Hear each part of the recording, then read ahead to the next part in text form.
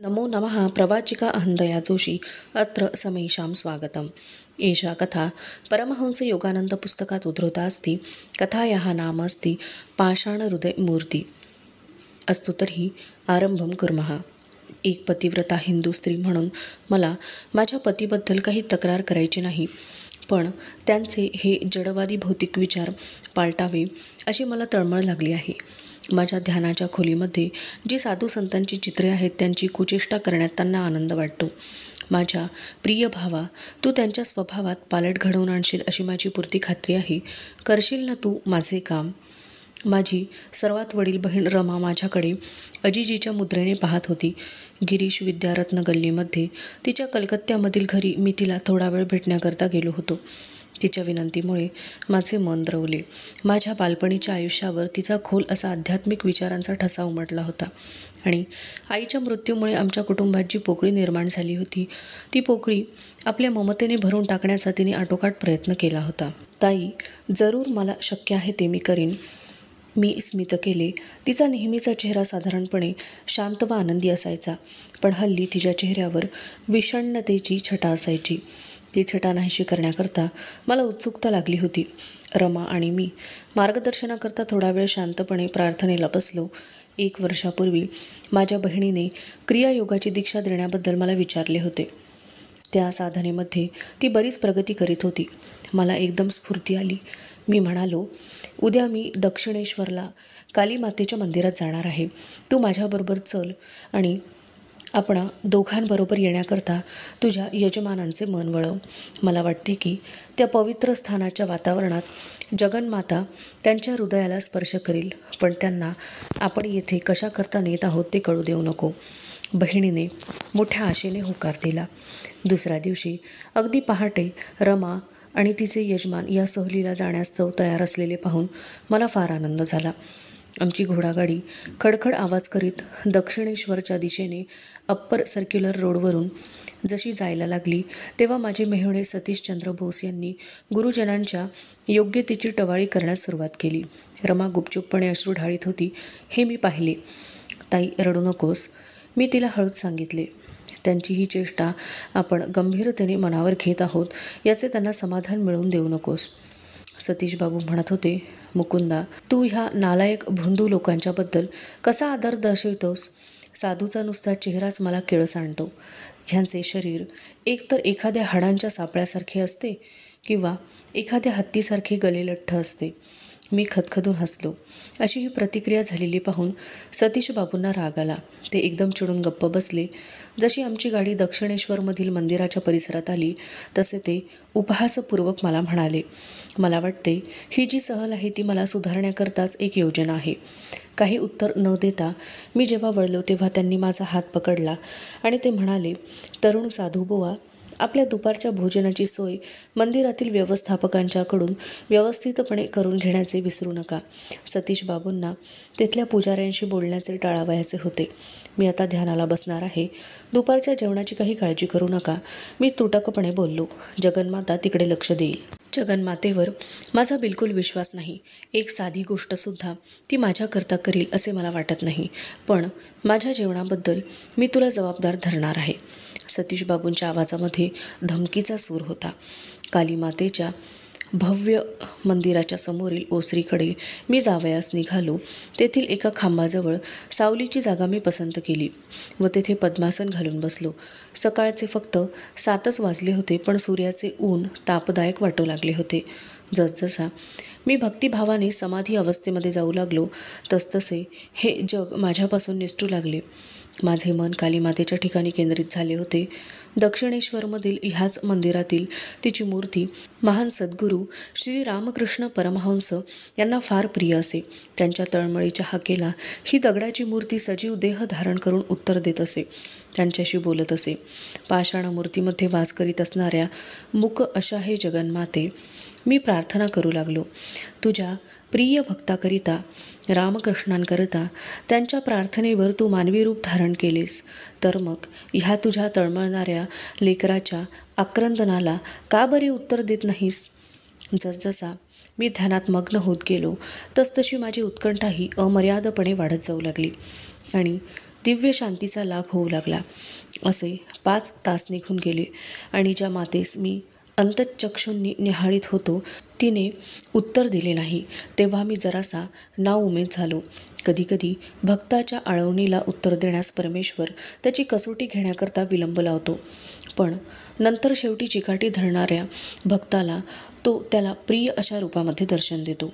श्रद्धाळू ख्रिस्ती भक्ताला येशूचे दर्शन होते, हिंदू भक्ताला भगवान श्रीकृष्णाचे दर्शन होते, कालीमातेचे दर्शन होते आणि निर्गुणाची उपासना करणाऱ्याला वृद्धिंगत होणारी ज्योत दिसू लागते. नाखुशीने मी माझे डोळे उघडले आणि पाहिले तो पुजारी त्याच्या शिरस्त्यानुसार मंदिराचे दरवाजे दुपारच्या वेळी बंद करीत होता. ओसरीमधील एकांतातील जागेवरून मी उठलो व अंगणात पाऊल टाकले. अंगणामधील दगडाची फरसबंदी माध्यान्नीच्या प्रखर उन्हाने तापून निघत होती. माझे अनवाणी पाय पोळून निघत होते. जगन्माते, मी मनातल्या मनात शांतपणे तक्रार करू लागलो. तू मला दर्शन दिले नाहीस आणि आता ह्या मंदिराच्या दरवाजाच्या आड लपून राहिली आहेस. आज मला माझ्या मेहुण्याकरता एक खास प्रार्थना करावयाची होती. मनातल्या मनात मी केलेला हा अर्ज ताबडतोब मंजूर झाला. प्रथम एक सुखद अशी थंडगार लाट माझ्या पाठीवरून घरंगळत जाऊन पायांखाली गेली व तिने माझी सारी अस्वस्थता दूर करून टाकली. आणि काय आश्चर्य, सारे मंदिर मोठे मोठे होत गेले आणि त्या मंदिराचा भव्य दरवाजा उघडू लागला. कालीमातेची पाषाण मूर्ती दृष्टीपुढे हळूहळू दिसू लागली. हळूहळू त्या मूर्तीने एक जिवंत रूप धारण केले. हसत हसत तिने मान हलवून माझे स्वागत केले. माझ्या अवर्णनीय आनंदाला पारावार राहिला नाही.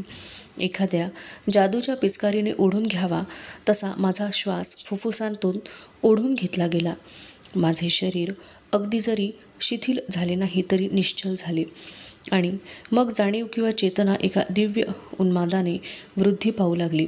माझ्या डावीकडे गंगा नदीवर किती 1 मैल अंतरावर आणि मंदिराच्या पलीकडे साऱ्या दक्षिणेश्वरच्या मोहल्ल्यातील सर्व काही दिसू लागले. घरांच्या भिंती पारदर्शक पातळशा दिसावयास लागल्या आणि त्यामधून माणसे मोठमोठ्या अंतरावरून इकडे तिकडे जात आहेत अशी दिसू लागली. माझा श्वास जरी थांबला होता आणि शरीर जरी एका निश्चल अवस्थेमध्ये होते तरी माझे हातपाय मी मोकळेपणे हलवित होतो. किती 1 मिनिटे मी माझ्या डोळ्यांनी उघडझाप करून पाहिली. दोन्ही अवस्थांमध्ये मी दक्षिणेश्वरचा सारा भूप्रदेश अगदी स्पष्ट असा पाहू शकत होतो. आध्यात्मिक प्रकाश हा क्षकिरणांसारखा जड वस्तूंमधून भेदून पुढे जातो. दिव्य तेज हे सर्वत्र वर्तुळाच्या केंद्रवत आहे, त्याला परिघ असा नाही. ह्या सूर्यप्रकाशाने उजळून निघालेल्या त्या प्रांगणामध्ये मी असा उभा असता मला पटून आले की मनुष्य हा साधारणपणे परमेश्वराचे एक उधळखोर व नाठाळ पोर असतो व ह्या पार्थिव जगाच्या स्वप्नात तो रममाण होऊन राहतो. हे स्वप्न बुडबुड्यासारखे असून त्याला पाया असा काहीच नाही. अशा ह्या उधळखोर पोराच्या अवस्थेमधून मनुष्य जेव्हा बाहेर पडतो तेव्हा त्याचे जे शाश्वत चिरंतन असे जग आहे आणि ज्या जगताचा तो जन्मतः वारसदार आहे त्याला पुनरपी लाभ घडून येतो. आकुंचित व्यक्तिमत्वामध्ये गाडून गेलेल्या माणसाला कोठून तरी निसटून जाणे हे जरुरीचे मानले तरी सर्व व्यापकतेपेक्षा चांगली अशी दुसरी कोणती सुटका आहे? दक्षिणेश्वरमधील ह्या माझ्या दिव्य आणि पवित्र अनुभवात असाधारणपणे वृद्धिंगत झालेल्या म्हणजे 2च वस्तू, एक मंदिर व दुसरी कालीमातेची मूर्ती. बाकीच्या इतर वस्तू त्यांच्या नेहमीच्या आकारात दिसत होत्या. फक्त प्रत्येक वस्तूच्या भोवती एका मंद प्रकाशाचे श्वेत, नील व सौम्य अशा इंद्रधनुष्यातील रंगांच्या छटांचे वलय होते. माझे स्वतःचे शरीर मला हलकेसे आणि सहज हवेत वरती सरकू लागल्यासारखे वाटू लागले. माझ्या सभोवतातील जड वस्तूंच्या अस्तित्वाची पुरती जाणीव असूनही मी सभोवार पाहू लागलो आणि त्या दिव्य दर्शनाचे सातत्य बिघडू न देता थोडीफार जमिनीवर पावले टाकू लागलो आणि एकदम मंदिरातील भिंतींच्या पाठीमागे माझे मेहुणे मला एका पवित्र बिल्व वृक्षाच्या काटेरी फांद्यांखाली बसून राहिलेले आढळले. त्यांच्या विचारांची दिशा मला काही एक प्रयत्न न करता कळून येऊ लागली. दक्षिणेश्वरच्या पवित्र वातावरणामध्ये त्यांच्या मनावर जरा पारमार्थिक परिणाम झाला खरा, पण त्यांच्या मनात अजून माझ्याबद्दल अनुदारपणाचे विचार होते. मी एकदम कालीमातेच्या कृपाळू मूर्तीकडे दृष्टी वळवली. जगन्माते, मी प्रार्थना करू लागलो, काय तू माझ्या बहिणीच्या नवऱ्याच्या मनामध्ये आस्तिक्य बुद्धी निर्माण नाही करणार? येथवर स्तब्ध असलेली ती सुंदर मूर्ती शेवटी बोलली, तुझी इच्छाप्रमाण. मी सतीश बाबूंकडे हर्षमुद्रेने पाहिले. एखादी आध्यात्मिक शक्ती कार्य करीत आहे हे जणू उपजत बुद्धीने समजावे, त्याप्रमाणे ते जमिनीवरील आपल्या आसनावरून रागाने उठले. मंदिराच्या पाठीमागे ते धावतच गेले. ते माझ्याकडे मूठ हलवीतच आले. ते सर्वंकष दिव्यदर्शन दृष्टीआड झाले. ती कृपाळू जगन्माता मला दिसेनाशी झाली.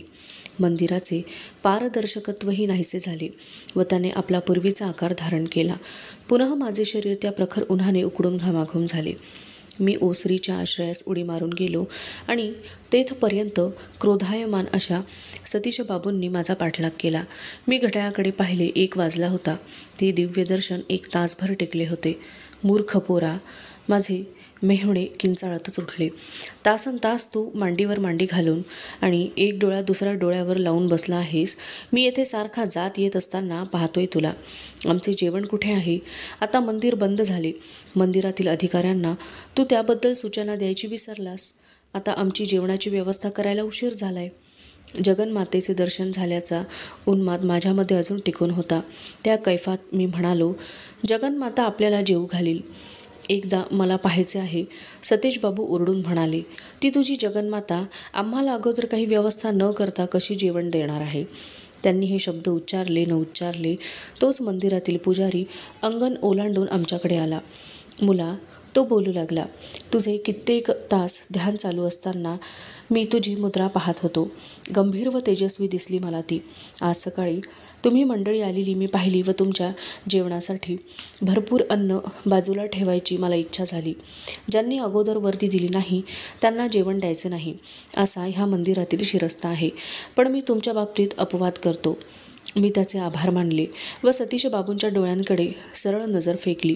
भावनेने त्यांचा ऊर भरून आला व पश्चातापाने त्यांनी आपली नजर खाली केली.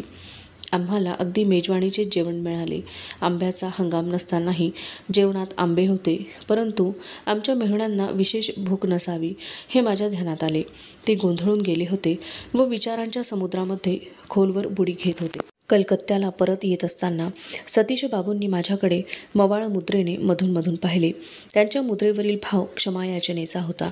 पण ह्या प्रसंगानंतर त्यांनी त्याबद्दल तोंडावाटे एक चकार शब्दही कधी काढला नाही. जणू काय सतीश बाबूंनी आव्हान दिले म्हणूनच की काय, पुजारी आम्हाला भोजनाचे आमंत्रण द्यायला आला. दुसऱ्या दिवशी मी बहिणीला भेटण्याकरता तिच्या घरी गेलो. तिने ममतेने माझे स्वागत केले. ती म्हणाली, भाऊराया, काय नवलपण. काल संध्याकाळी हे माझ्यापुढे उघडपणे रडले. ते म्हणाले, देवी, तुझ्या भावाने माझ्यात परिवर्तन घडवून आणण्याकरता योजना आखली. मला किती आनंद झाला म्हणून सांगू. मला त्यांचे शब्दात वर्णन करून सांगता येत नाही. मी तुझ्या बाबतीत जो आजपर्यंत अन्याय केला आहे त्याचे आता मी परिमार्जन करणार आहे. आज रात्रीपासून आपली मोठी जी झोपण्याची खोली आहे तिचे देवघर करूया आणि तुझी जी ध्यानाची लहानशी खोली आहे तिचा झोपण्याची खोली म्हणून उपयोग करू. मी भावाची कुचेष्टा केली म्हणून मला फार वाईट वाटते. मी ज्या बेशरमपणे त्याच्याशी वागलो त्याबद्दल मी स्वतःला शिक्षा करून घेणार आहे. पारमार्थिक मार्गावर माझी थोडी बहुत प्रगती झाल्याखेरीज मी मुकुंदाशी न बोलण्याचे ठरवले आहे. जगन्मातेची आता मी दररोज यापुढे भक्ती करीत जाणार. कधी काळी मला तिचे दर्शन घडो. पुष्कळ वर्षांनी 1936 माझ्या मेहुण्याला मी दिल्लीमध्ये भेटलो. आत्मसाक्षात्काराच्या मार्गावर त्यांनी बरीच प्रगती केल्याचे पाहून मला फार आनंद वाटला आणि त्यांना जगन्मातेचे दर्शनही झाले असे कळले. त्यांच्या घरी माझा मुक्काम असताना रात्रीचा बराचसा वेळ ते ध्यानात घालवीत असत हे माझ्या लक्षात आले. तरी त्यांना एक मोठे दुखणे होते व दिवसभर ते कचेरीच्या कामात गुंतलेले असत. एकदा माझ्या मनात असा विचार आला की आमच्या मेहुण्याचे आयुष्य आता फारसे राहिले नाही. रमाने माझ्या मनाचा कानोसा घेतला असावा. भाऊराया, ती म्हणाली, माझी तब्येत चांगली आहे पण ह्यांना बरे नसते. तरी पण हे तू ध्यानात ठेव की एखाद्या पतिव्रता हिंदू स्त्रीप्रमाणे मी यांच्या अगोदर मरणार आहे. आता मी फारशी जगेन असे वाटत नाही. त्या तिच्या अशुभसूचक शब्दांनी मी दचकलो, पण त्यातील सत्याचा अंश माझ्या ध्यानात आला. हे तिचे भाकीत केल्यावर सुमारे 18 महिन्यांनी ती वारली. त्यावेळी मी अमेरिकेत होतो. माझा धाकटा भाऊ विष्णू याने मला पुढे सारी सविस्तर हकीकत सांगितली. ज्यावेळी ती वारली तेव्हा ती व सतीश दोघे कलकत्त्यात होते. विष्णूने मला सांगितले त्या दिवशी तिने अगदी लग्नाच्या वेळचा साज शृंगार धारण केला होता.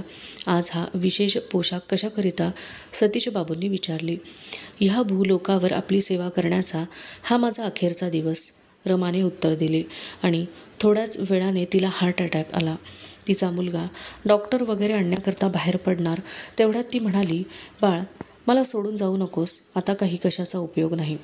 डॉक्टर येण्याच्या अगोदरच मी गेलेली असेन. 10 मिनिटांनंतर तिने आपल्या पतीचे पाय भक्तिभावाने धरले व पूर्ण शुद्धीत असता रमाने अगदी सुखाने व काही एक क्लेश न होता देहत्याग केला. आपल्या पत्नीच्या मरणानंतर सतीश बाबू अगदी तपस्व्यासारखे वागू लागले. विष्णू पुढे सांगू लागला. एक दिवस तो आणि मी रमाच्या एका हसऱ्या फोटोकडे पाहत होतो. का हसते आहेस तू? सतीश बाबूंनी एकदम उद्गार काढले, जणू त्यांची पत्नी खरोखरीची जिवंतच होती. तुला काय वाटले? तू मोठी हुशार आहेस. माझ्या अगोदर जाण्याचे ठरवण्यात तू माझ्यापासून जास्त काळ दूर राहणार नाहीस हे मी दाखवून देणार आहे. मी लवकरच तुझ्या भेटीला येतो. ह्या सुमारास सतीश बाबू आपल्या दुखण्यातून चांगले बरे झाले होते आणि त्यांची तब्येतही तशी उत्तम होती. तरी ते विशेष काही कारण न घडता व त्या फोटोग्राफच्या पुढे वर सांगितलेले विचित्रसे उद्गार काढल्यानंतर काही दिवसातच वारले. अशा तऱ्हेने माझी प्रिय बहीण रमा आणि तिचे यजमान सतीश बाबू या दोघांनी योगीजन सदृश असा देहत्याग केला. सतीश बाबूंचे दक्षिणेश्वरला एका साधारणशा संसारी माणसाचे एका मूक संत पुरुषामध्ये परिवर्तन घडून आले होते. अधुना एषा कथा समाप्तिंगता अस्तु तर्हि पुनर्मिलामः. तावन् मंगलं भूयात्. नमो नमः. धन्यवादः.